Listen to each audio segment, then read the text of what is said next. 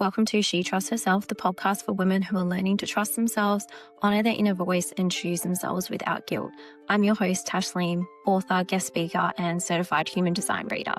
Together, we'll explore overcoming self-doubt, building deep self-trust, personal growth, and stepping into the next version of yourself with confidence. Welcome back to another episode. Today, I want to talk about the art of being seen. And I don't mean just someone standing in front of you and going, hey, I see you. It's about feeling seen and understood on a deeper level that speaks to your values, your beliefs, who you are at your core, your true essence, beneath all of the responsibilities and learned behaviors, where you can be vulnerable, real and honest and authentic and genuine. For me, human design was what allowed me to be seen. I'll take you back to that moment in time. At the beginning of that year, my granddad had passed away and I was navigating waves of grief I have never experienced before. There were days where the waves were incredibly strong and there were other days where it felt more manageable, and I realized how much I cared for him in terms of how deeply I was grieving his loss, and really hurt.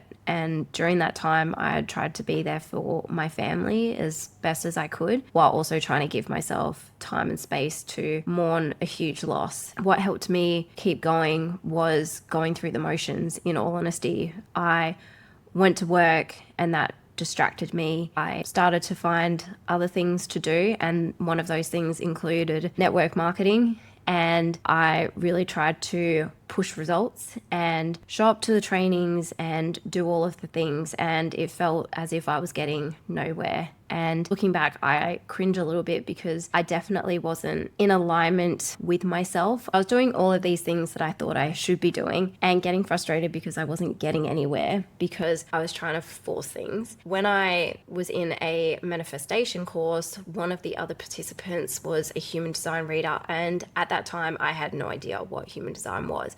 But I was super intrigued, and I thought, you seem like a really lovely, down-to-earth human, and she had such a beautiful energy, and I felt really safe. And even though I had no idea what I was doing, I thought, yeah, let's just do a reading. That sounds really fun. I love learning new things and learning about myself. I had the reading, and after the session, my mind was blown. And even sitting there processing all the information that she told me about myself, I was blown away by how accurate it was. She spoke to parts of me that I had hidden, pushed down, and suppressed, and also parts of me that I realized weren't actually flaws. They were some of my greatest strengths, and it felt as if she had held a mirror up and gone, you are this incredible person. I want you to acknowledge that. From that day on, it changed the way that I truly looked at myself, because I thought, you can't make this stuff up. I started to stop doing a lot of the things that I thought I should be doing. I began looking for another job because I realized I wasn't enjoying what I was doing. I stopped trying so hard at the network marketing side of things and tried different options, and I started figuring out what I wanted again. And I started to ask the questions that I've forgotten because I was just trying to cope. And those were questions such as, what do I want? What actually makes me happy? What brings me joy?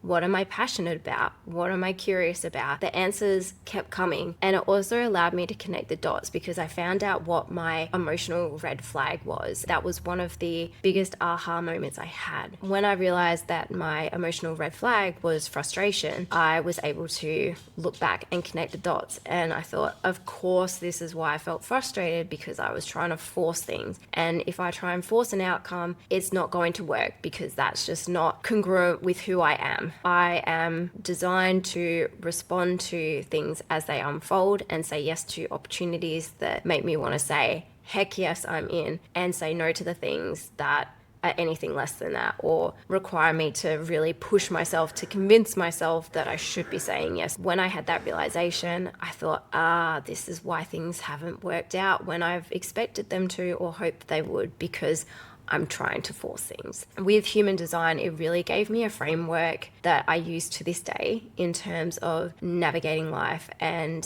the ups and downs. It's the most frequently used tool in my personal development toolkit, and one that has helped me rebuild self-trust to a level I didn't necessarily think was possible. It's made me realize that I am actually allowed to use my voice. I am worthy, full stop. There's no conditions there. And also that I am a person that has a lot of energy. So when I'm doing the things that light me up, I can keep going. There have been times when people have said to me, you're too busy, slow down, you've got too much on. But I go, I have the energy for it. Why do I need to slow down? And when people say that to me now, I go, okay, I see where you're coming from. However, I know myself well enough to know that I have energy levels here where I'm not pushing myself to burn out. I'm actually just operating at a speed and level that I'm capable of. It's also made me realize that not everyone operates and perceives the world the same way, which I did know before I had my human design reading and before I did my certification, but it just solidified that. I am someone that loves to research things when I'm interested in a topic and have a lot of knowledge. For me, that's my safety blanket. And there'll be times where I get irritated if people would come to me with lots of questions. And I think, man, how can people ask questions when you could literally Google it and get an answer yourself? Why do you need to ask other people? And then it dawned on me that not everyone thinks that way. And it made me be a little bit more compassionate when people ask me those questions or when they come to me. It makes me feel good because I realize they're not asking out of laziness. They're asking out of, hey, I value your opinion and I trust that you've done your research on this. So I want to ask you these questions. And that's something that I bring to my human design readings is you can best believe that I have done my research. I have lived experience. I have the knowledge there. And I put that all together to present it to you and hold up that magical mirror to say, hey, I see you for who you are underneath all of the things that society has told you to be. And this is who you are before the world told you who you should be. And for me, that is one of the beautiful ways that I can really allow people to be seen, to be heard and understood is by holding up that mirror. If you're wanting to truly see other people, some of the things that I would suggest doing is giving non-physical compliments to people. So paying attention to the little things, the nuances, some of the kindest words that I hope that I've shared with other people from a sincere place is, I can see how much growth you've had. Like, look at how far you've come. I really hope that you're proud of yourself and you can celebrate these accomplishments.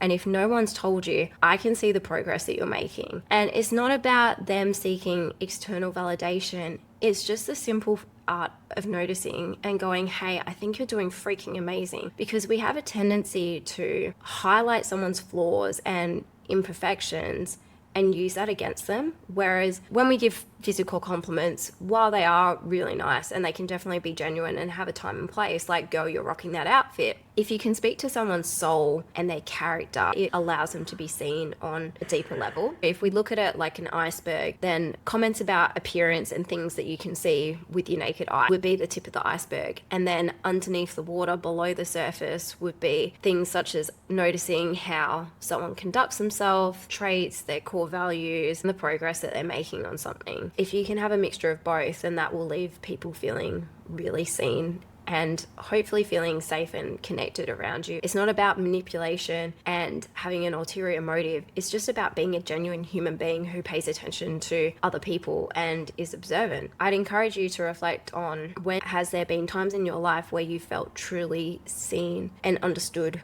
by another person, and think, is that something that I can replicate or tweak and try out myself? Another way of making people feel seen is sometimes offering help before they ask for it. It's seeing what they're carrying and going, hey, can I help you? Can I stand here with you? Or if they're in pain, just being there and supporting them and going, hey, you don't have to be here alone. I can't necessarily take away what it is you're carrying, but I can be here to support you while you work through it. It's just those little things that build that connection and allow people to really be seen and supported. If you're wanting to let people feel heard, is giving them permission to talk freely and without judgment. Many of us are quick to listen to someone's problems, either to make ourselves feel better because we go, oh, cool, they've got more problems going on than me, or their life isn't as perfect as what I thought it would be. That makes me feel great. Or we listen with an intent to provide solutions. Sometimes people just need a sounding board and someone to just listen without any ulterior motive or wanting to fix things. It's just about letting them share what they're going through. And if you can hold that space for someone, my oh my, is that powerful and incredible. And if you've had that space held for you before, then I think you know what I'm talking about. Another way that we can allow people to be heard is giving them the platform to speak. I don't mean handing them a microphone and getting them in front of an audience. It's about allowing them to speak their mind without you going, shh, X, Y, and Z are talking, or shh, I don't need to listen to what you have to say. It's about genuinely valuing their opinions and insights. If we tie it back to human design, for any projectors here, know the difference between when you are invited and feel like you can speak and it will be received by people who are ready to hear it versus those that don't. And there's a huge difference, because there'll be times where it feels like you're shouting into a void, and that's incredibly frustrating. There'll be other times where you're sharing your insights or your opinion or perspective with other people and it really resonates with them and it connects, and you go, this is great, this has landed the way that I want it to. When you can allow people to feel heard and truly listen to what it is they have to say, that's powerful. In terms of feeling understood, it's just noticing what people are going through, and it comes back to maybe sitting with them and meeting them where they're at, rather than trying to change them, understand them, or make sense of whatever it is they're going through. It's just about being there with them in that moment. If you can listen and see someone, then hopefully that makes them feel understood and validated and worthy. It's an incredible combination there. That is something that I endeavor to do for all of my clients, is to create that space where you feel seen, heard, and understood. I do that by asking you to fill out a questionnaire before we work together to let me know where you're at in terms of your understanding of human design, what it is that you want to get out of the time together, and also if you've got any specific areas or pain points in your life that you want to run through with me, because I have the knowledge and capability there. If a human design reading piques your interest, I would love for you to reach out to me on Instagram or TikTok. I will link my social media profiles in the show notes below. I would absolutely love to work with you and hold that space for you. I know firsthand how powerful a human design reading can be. It's incredibly and insanely accurate, and it really just gives you an awesome way to understand yourself on a deeper level, rebuild some self-trust, and be reminded of how other people see you, because we forget that other people gravitate towards us for certain reasons, because we've got a gift or a magnetism that we don't necessarily appreciate because it comes so naturally to us. And to be reminded of those things is really powerful, and it's a great reminder of you can use your gifts and you can show up in the world, and how you show up is unique and special to you. You don't need to water yourself down to make other people feel better. And that's a wrap on another episode. If this one resonated with you, I'd love for you to subscribe to the podcast so you don't miss any future conversations, and share it with someone else who's learning to trust herself again. You can connect with me on Instagram, Tash, where I share more about self-trust, personal growth, and human design. If you'd like to go deeper, you can explore my books and offerings, all designed to support you as you build self-trust and step into the next version of yourself with confidence. Until next time, please remember that you're not too much or too little. You're just you. Keep choosing yourself.